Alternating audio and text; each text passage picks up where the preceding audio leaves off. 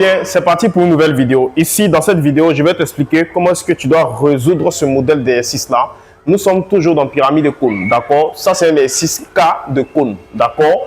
Bien, on vous dit ici, SAB est un cône de révolution de sommet S, de hauteur SI, de base le cercle de diamètre AB. Est-ce qu'on est d'accord? Et de volume V qui fait combien? 310 cm3. Est-ce qu'on est d'accord? Maintenant, ici, on vous donne ici SI. SI qui est la hauteur du cône. Et aussi, on donne la valeur, n'est-ce pas, de pi. La valeur de pi qui fait combien? 3,1. Est-ce qu'on est d'accord? La première question, on vous dit de faire quoi? De justifier que l'aire de la base est combien? 77,5 cm². Est-ce qu'on est d'accord?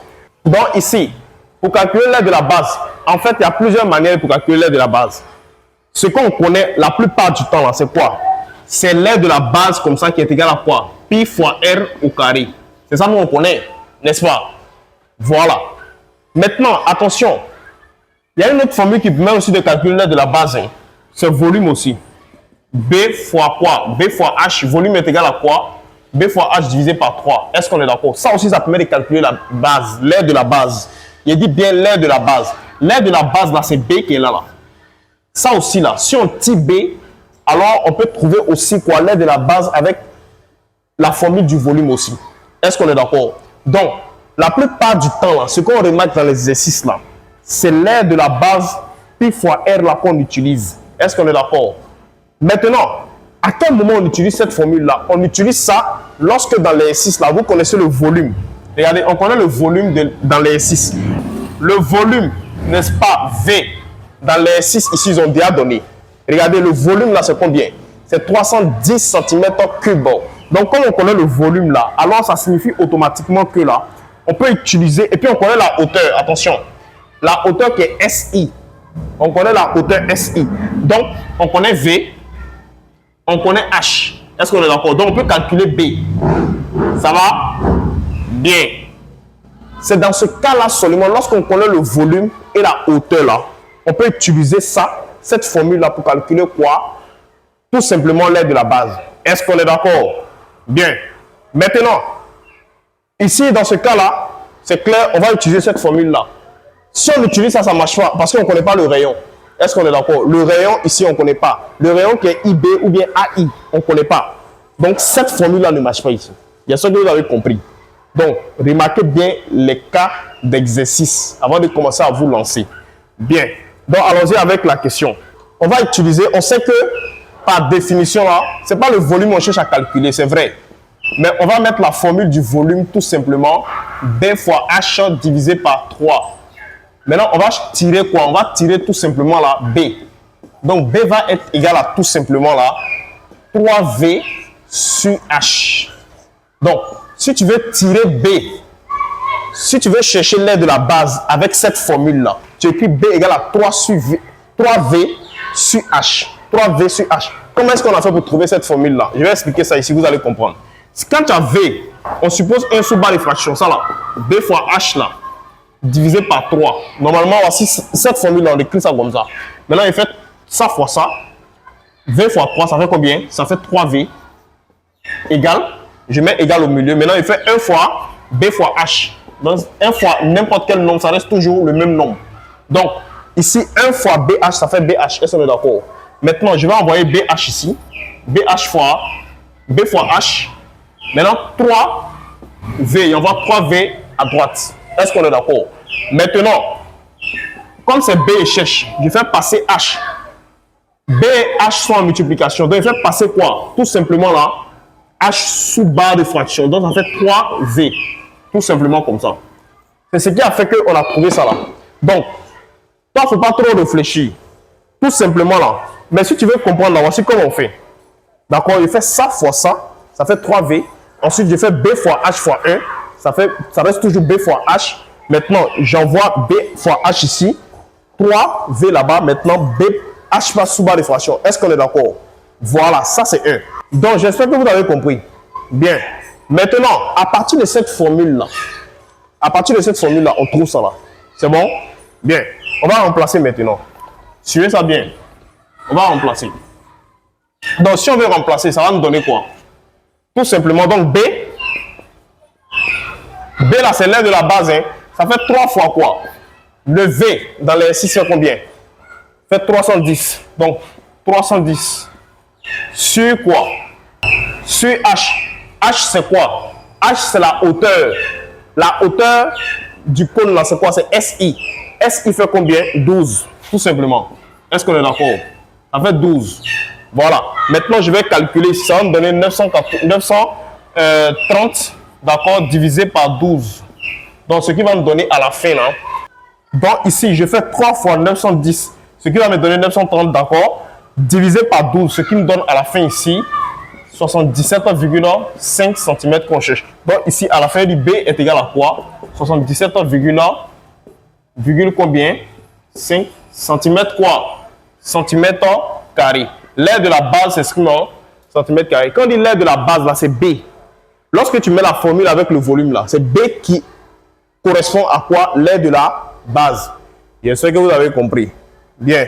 Donc, allons-y avec le deuxième cas. Dans la deuxième question, on vous dit, question 2A, on doit justifier que IA égale à 5 cm. Est-ce qu'on est d'accord? Voilà. Pour calculer IA là, qu'est-ce qu'on va faire? Il y a plusieurs possibilités. On va analyser, vous allez comprendre ce que veut dire. Ce qui marche. D'accord? On se lève pas comme ça pour calculer. Première étape, si tu veux calculer IA, comme IA c'est le rayon. Regardez. IA là, si tu veux calculer IA. Ouais. AB c'est quoi? AB c'est le diamètre. Est-ce qu'on est d'accord? Donc si tu veux trouver IA là, la première chose à faire, la première méthode, hein, d'accord? Je prends la grande distance là, je divise par 2. Donc quand je divise par 2 là, ça va donner cette valeur là. Ça va donner quoi? La valeur de IA. Comme c'est IA que IA c'est un rayon. Si par exemple, on va prendre un exemple. AB c'est la grande distance, non? C'est AI que nous on cherche. Est-ce qu'on est d'accord? Donc, si par exemple AB, c'est un exemple, hein, si AB faisait 10 dans les 6, donc on allait faire AB divisé par 2. Donc ça va faire 10 divisé par 2, ce qui va nous donner 5. Donc on va dire AI fait 5. Est-ce qu'on est d'accord? Donc la première méthode là, lorsqu'on connaît quoi? Lorsqu'on connaît le diamètre là, on peut trouver le rayon très rapidement. Mais ici vous allez remarquer que dans les 6 là, on ne connaît pas AB. Donc ici, cette méthode-là ne marche pas. Ça, c'est la première méthode. Donc ça, on laisse ça. 2. La deuxième méthode, là, c'est quoi? C'est le fait que on peut utiliser la propriété aussi de quoi? La propriété de Pythagore. Si on considère le triangle AIS, qui est un triangle rectangle en I, d'accord? Qu'est-ce qui va se passer? On va faire le carré de l'hypoténuse, somme des carrés des deux côtés. Mais ici, vous allez remarquer que dans ce exercice-là, on ne connaît pas SA. Parce que pour appliquer la propriété de Pythagore, là, il faut connaître deux côtés dans le triangle. Dans le triangle, là, il faut connaître deux côtés dedans. Or, ici, là, je ne connais pas SA dans l'exercice. Il n'y a pas SA dans l'exercice. On ne connaît pas. C'est AI, je vais calculer, non? Si je considère le triangle AIS, là, qui est un triangle rectangle, si je vais appliquer la propriété de Pythagore, là, AI, là, on ne connaît pas. C'est normal. C'est lui qu'on cherche. Mais AS là, dans l'exercice là, normalement, si c'est propriété de Pythagore là, ils vont donner ça, ils vont donner le côté AS là dans l'exercice, et puis SI. SI là déjà, on connaît déjà, c'est ça qui est là. Ça va? Bien, donc SI on connaît ce côté là, mais on ne connaît pas ce côté là et ce côté là. Or, dans la propriété de Pythagore là, il faut connaître deux côtés, la valeur de deux côtés pour calculer le dernier côté. Donc ici, la propriété de Pythagore ne marche pas aussi. J'espère que vous avez compris.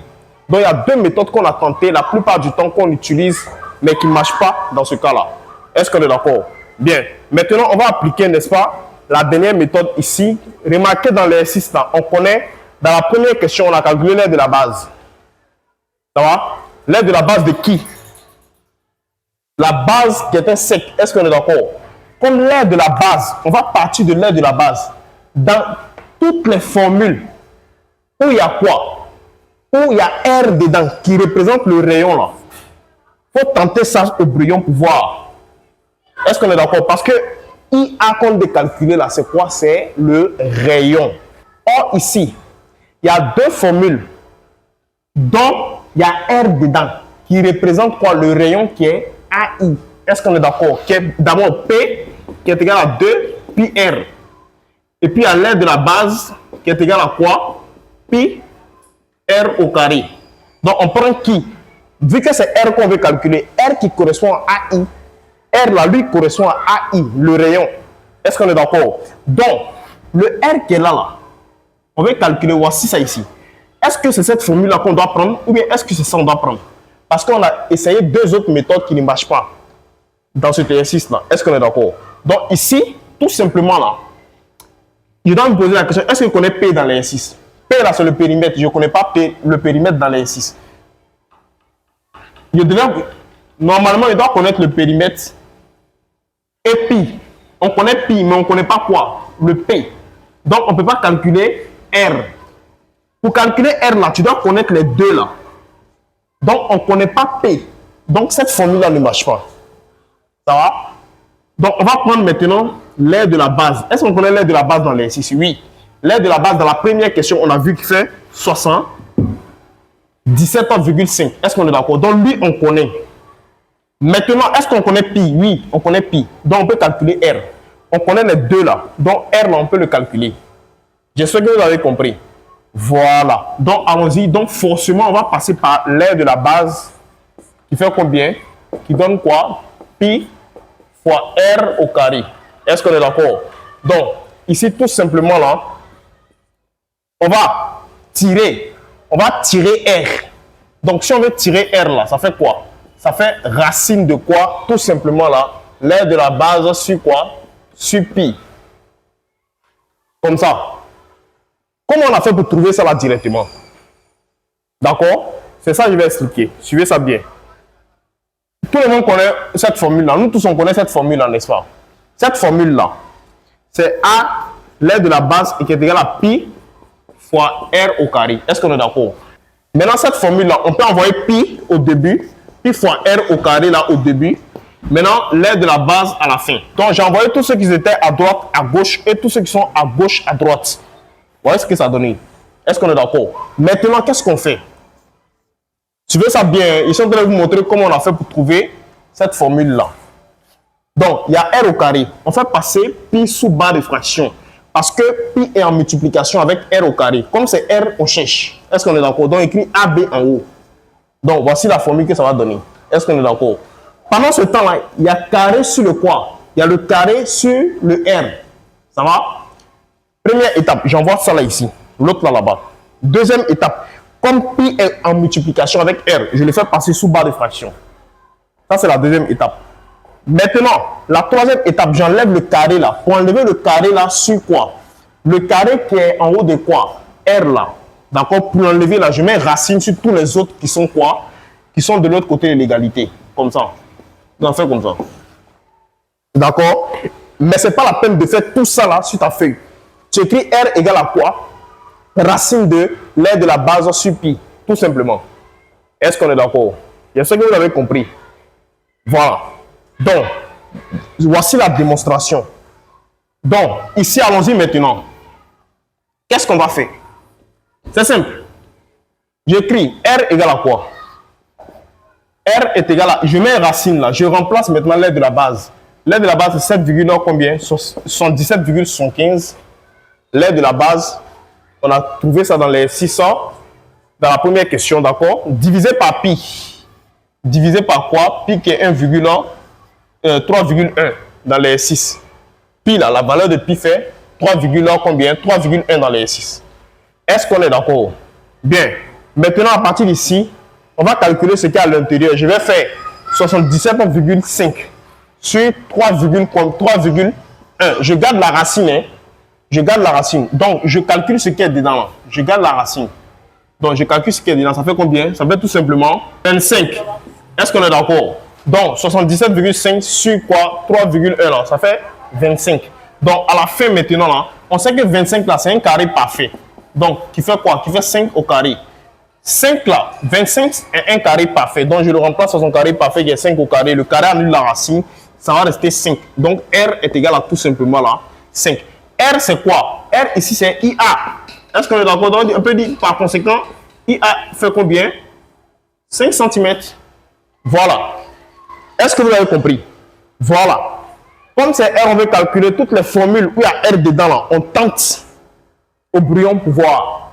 Est-ce qu'on est d'accord? Voilà. Donc, ça c'est au niveau de la deuxième question. Ok, donc allons-y avec la dernière question. Donc, dans la dernière question, on vous dit quoi? On vous dit de calculer SA. SA, là, c'est quoi? C'est la génératrice. D'accord? Donc, ici, si vous regardez SA, on peut considérer le triangle, cette fois-ci maintenant, c'est très simple, SAI.